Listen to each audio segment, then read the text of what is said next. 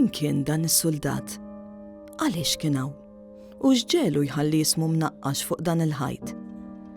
Mifruxa mal-ħitan ta' Forti Delimara hemm mijiet ta' kitbiet u tinqix li ħallew warahom bosta soldati li kienu jaħdmu hemm. Illum, dawn il-marki qed joffru opportunità ġdida biex nifhmu aħjar l-modi uman tal-Forti. From the moment we got to the fort, one of the things that immediately takes your eyes everywhere you look, every wall, everywhere, is just huge amounts of graffiti. Dan il-proġett inħoloq propju għaliex is-sena l-oħra waqt li kienu qegħdin jagħmlu x-xogħol bdejna nitkellmu fuq l-ammont ta' graffiti li għandna fis-sit u wkoll il-problema li ma tantx għandna riċerka jew informazzjoni fuq is-soldati li kienu stazzjonati hawnhekk.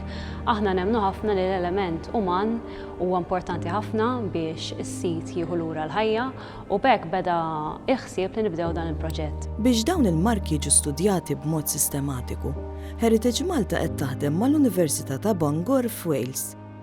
L-ewwel pass huwa li kull kitba u kull tinqixa jiġu dokumentati u analizzati. Coming here from Bangor University and seeing this fort for the first time was very overwhelming. There's so much to do here and there is graffiti absolutely everywhere. We have pencil markings like this and we have carvings in every other nook and cranny. Ħafna mill-graffiti li għandna għandhom miktub l-ismijiet, in-nies ħallew warahom ukoll in-numru tas-servizz tagħhom u anke fliem reġiment kienu. Ra din l-informazzjoni kollha tista' tgħinna biex il-qudiem bl-għajnuna ta' din l-Università ta' Bangor minn Wales ħankunu qed nikkollaboraw aktar il-qudiem biex insibu propja n-nies li kienu hawnhekk. Min dettalji żgħar bħal dawn jista' jkun possibbli li jiġu identifikati mill-ġdid stejjer li ilhom minsija għal għexieren ta' snin. Understanding that there's so much history and individual people plastered all over these walls was fantastic. So we're really excited to start learning more about the personnel that served here.